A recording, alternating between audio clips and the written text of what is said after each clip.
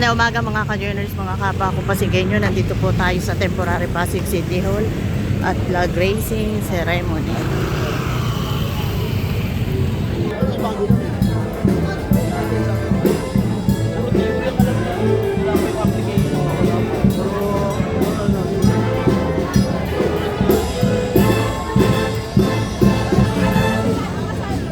Hello po, good morning po sa lahat po ng mga tatanggap ng award. Dito po tayo sa tabi ng banda.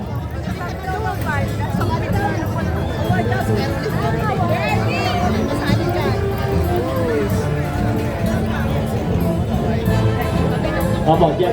Dito po, sa likod. Kuya Rolly, tabi ka na ron!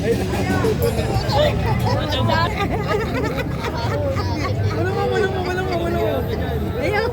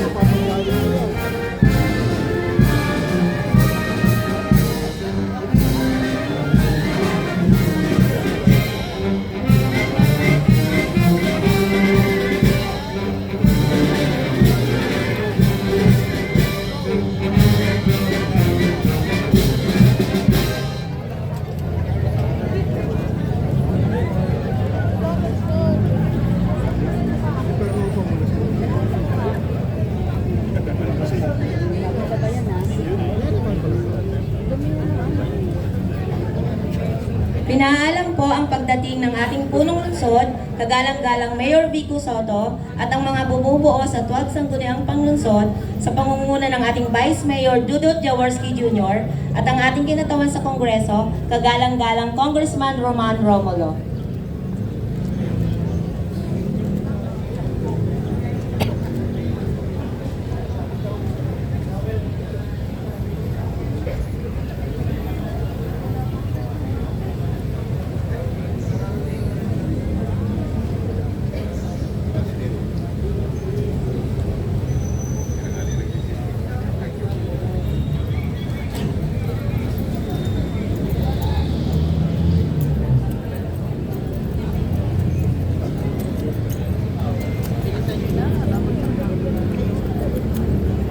Magandang umaga po sa inyong lahat, mga kapwa ko kawani at mga pinuno ng iba't ibang tanggapan.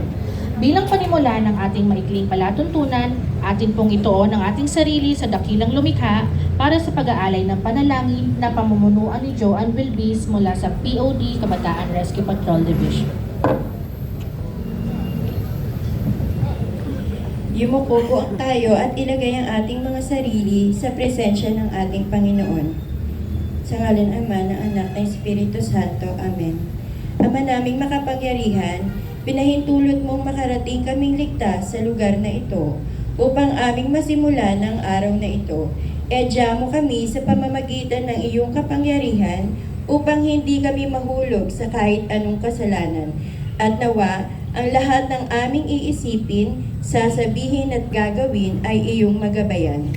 Panginoong naming Diyos, kami ay nagsusumamo sa iyo sa pamamagitan ng banal na Espiritu na ang bawat panalangin at gawain ay magsisimula lagi sa iyo hanggang matapos ang araw na ito na may galak at kaligayahan. Nawa, kami ay iyong laging tanglawan sa pamamagitan ni Kristo, aming Panginoon. Amen.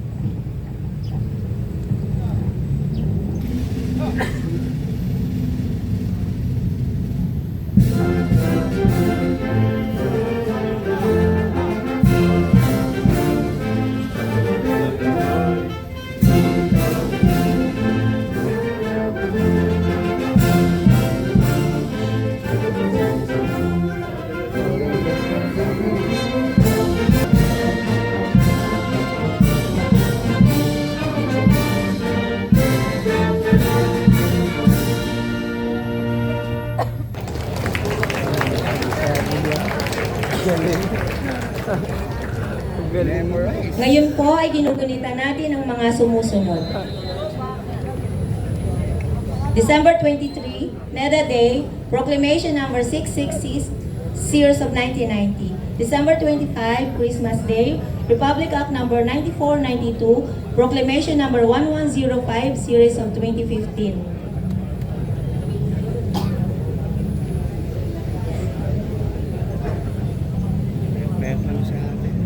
Para naman po sa ating top 7 performing offices, isang mapagpalang araw po sa ating lahat. Ang Praise Committee ng Pamahalang Lungsod ng Pasig na binubuo sa pamamagitan ng Executive Order No. PCG-07 Series of 2021 ay naglalayong magbigay ng parangal at insentibo sa mga natatanging kawani ng lungsod.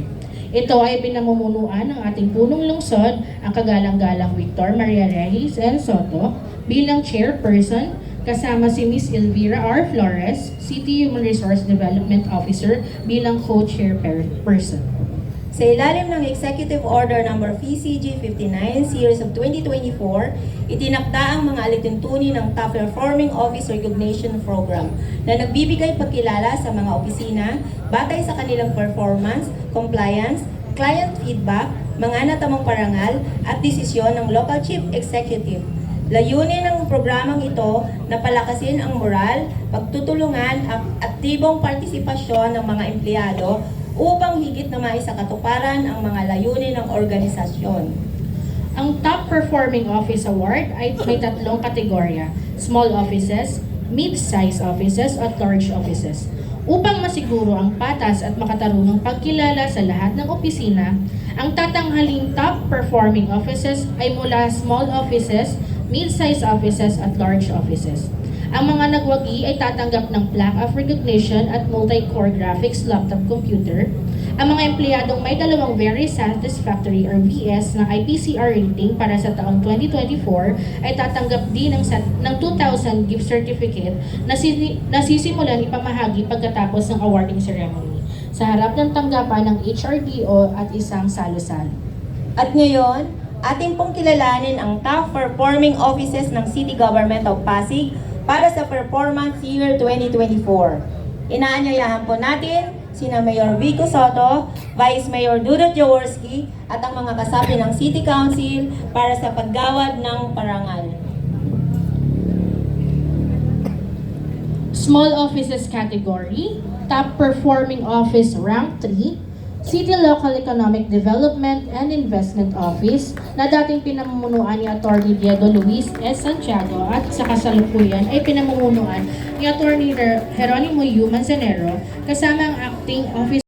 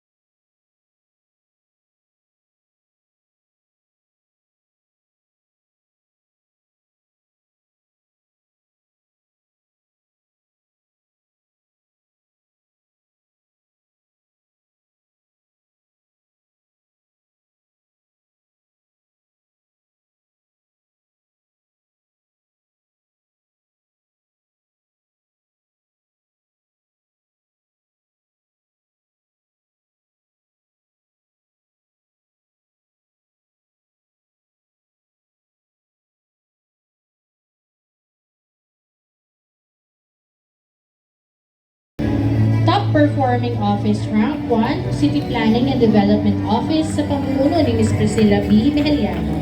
Ang City Planning and Development Office ay nagwagi na sa 3 sunod-sunod na taon, 2022, 2023 at 2024 performance years. Dahil dito, sila ay gagawaran ng Hall of Fame Award bilang pagkilala sa kanilang 3 taong magkakasunod na pagkamit ng parangal bilang Top Performing Office. City Planning and Development Office, Top Performing Office Rank 1.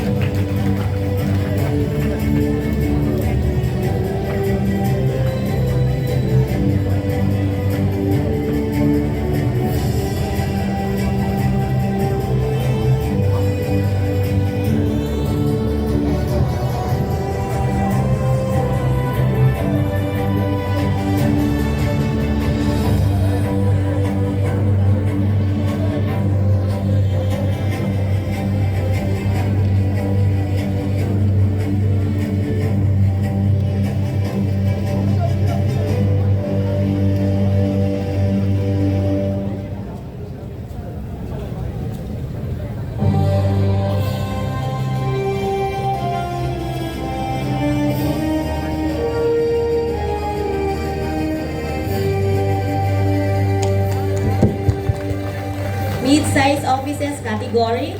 Sa mid-size offices category para sa performance year 2024, iisa lamang ang pagkakalooban ng parangal sapagkat ang nasabing tanggapan lamang ang nakatugon sa lahat ng itinakdang pamantayan. Ito ay bunsod ng pagkamit ng tanggapan ng average na marka na hindi bababa sa very satisfactory sa huling dalawang magkasunod na rating period mula Enero hanggang Disyembre ng parehong taon. Ang top performing office sa mid-size category ay ang Human Resource Development Office sa pamumuno ni Ms. Elvira R. Flores. Ang Human Resource Development Office ay nagwagi rin na sa tatlong sunod-sunod na taon, 2022, 2023, at 2024 performance year. Dahil dito, sila ay gagawaran din ng Hall of Fame Award bilang pagkilala sa kanilang tatlong magkakasunod na pagkakamit ng parangal bilang top performing office.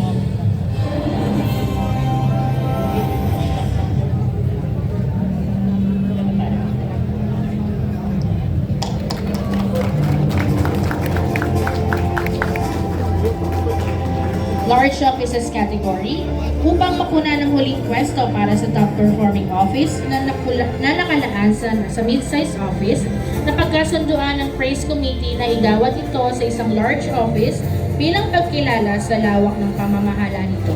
Ang large office na ginawaran ng karagdagang 5 puntos ng local chief executive ay siyang tatanggap ng nasabing pwesto. Top performing office rank 3, Pamantasan ng Luzon ng Pasig sa pamumuno ni Dr. Vicerio M. Maningas.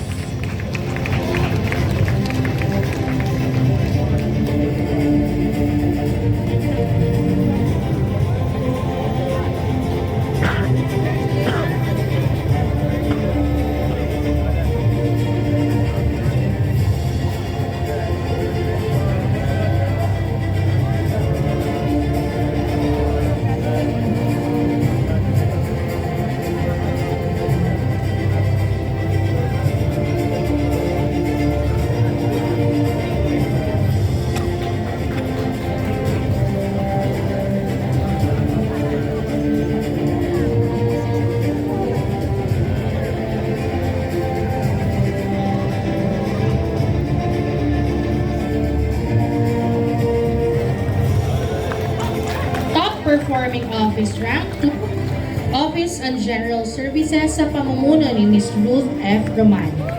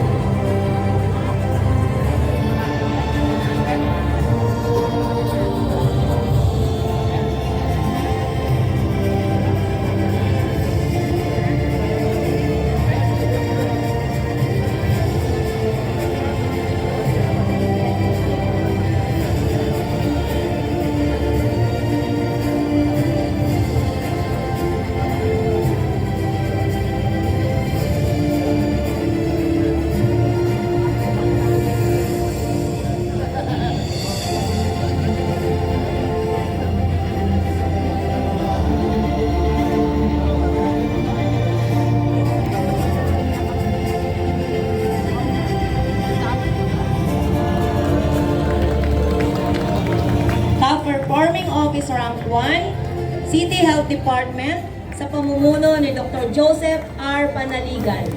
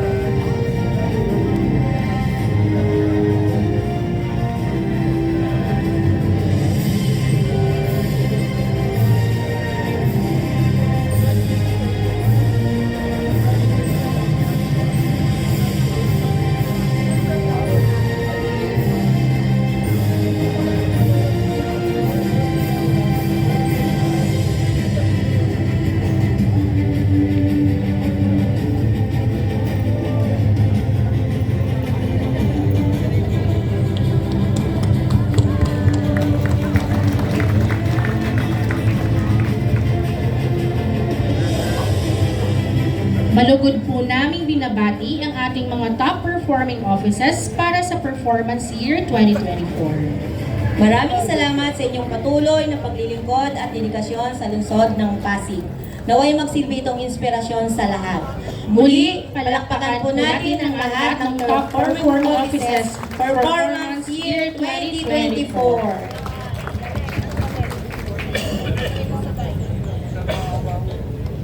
Peace and Order Department. Ako naman po si Carla Era Amoyo mula sa POD Administrative Division. Mula sa atin, Pasig City Symphonic Band at Cultural Affairs and Tourism Office. Ako naman po si Criselda Custodio mula sa POD Public Safety Division. Kami ang naging guro sa palatuntunan ngayong umaga. Maraming salamat po. Sa pagkakataon pong ito, pakinggan po natin ang mensahe ng ating punong lungsod ng Pasig. Mga kasama, palakpakan po natin si Mayor Vico Soto.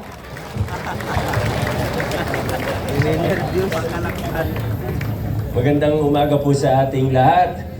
Good morning, Vice Mayor Dodot, mga konsehal, sa lahat ng ating mga kawani mula sa nasyonal at lokal na pamahalaan at lalo na sa ating mga top performing offices. Congratulations po sa inyo. Alam kong well-deserved po ito. Alam kong marami pa rin ibang opisina na maganda rin ang performance. Pero halos nandun na, siguro yung iba 1 point o 2 points na lang. Kayo na yung mag-rank dun sa top 7 natin. Pero ganun talaga ang buhay. Hindi naman pwede lahat ay top ranked performing office. Pero siguro dagdag motivasyon na rin po sa atin para mas maganda-ganda ang natin, pati sa mga bonus natin, mga PBB natin, di ba? Hindi naman talaga yan para sa lahat. Hindi po yan, para lang malinaw po tayo, yung mga ibang incentives, yung bonuses natin, hindi po yan karapatan.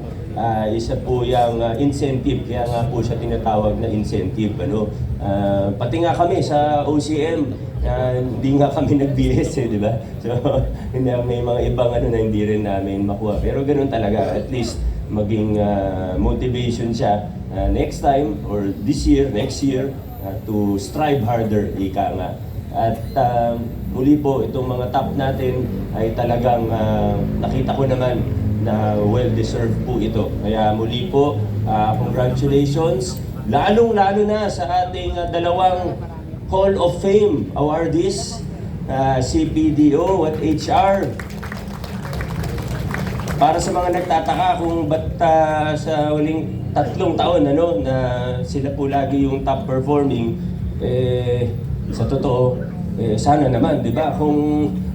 Kung sa ranking natin, nangungunelat ang CPDO at HR, dapat mag-alala tayo. Dapat sila talaga yung nangunguna dyan.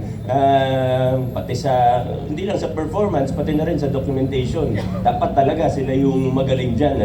Dapat sila yung pinakamagaling dyan. Kaya tama naman na sila yung nakakuha 3 in a row.